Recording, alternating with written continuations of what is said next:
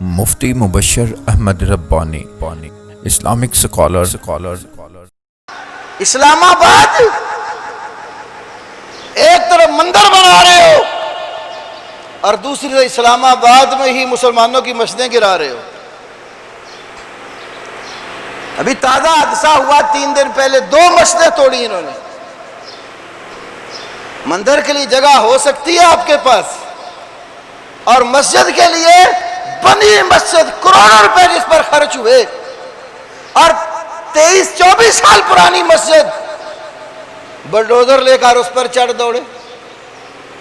ابھی اللہ کا شکر ہے وہ جو قاری صاحب کا اوپر کمرہ تھا ان کے بچے اندر آرام فرما تھے تو کرین لگا دی گئی، ابھی شکر ہے وہ سوئے ہوئے تھے، اٹھ کے بیٹھ کے باہر نکل آئے، وگرنہ بچوں سمیت شہید ہو جاتے۔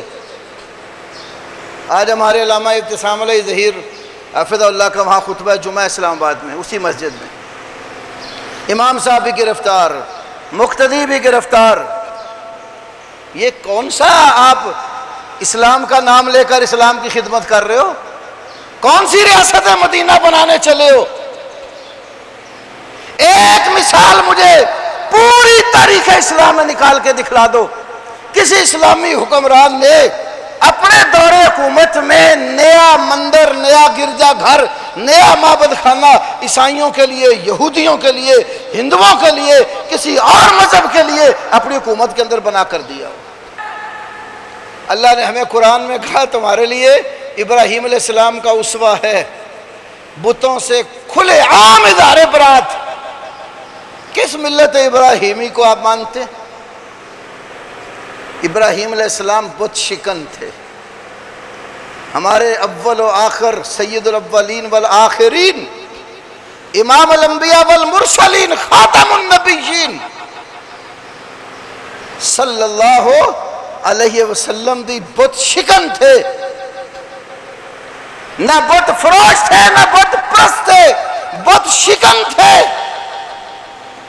اور آج ہم اسلام کا نام لے کر، میں بڑا دکھ کا اظہار کرتا ہوں، ہمارے سیاستدانوں کو لفظ خاتم النبیین پڑھنا بھی صحیح نہیں آتا،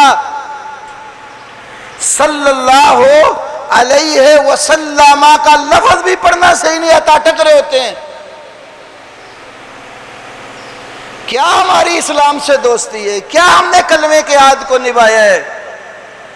زندگیاں گزر گئی انگریز کا قانون پڑھ دے اور اس پر چلتے ہوئے، اور اسلام کا نام لے کر مسلمانوں میں آ کھڑے ہو جاتے ہیں۔ اور ہماری مسلمان قوم بھی بڑی بولی بالی ہے۔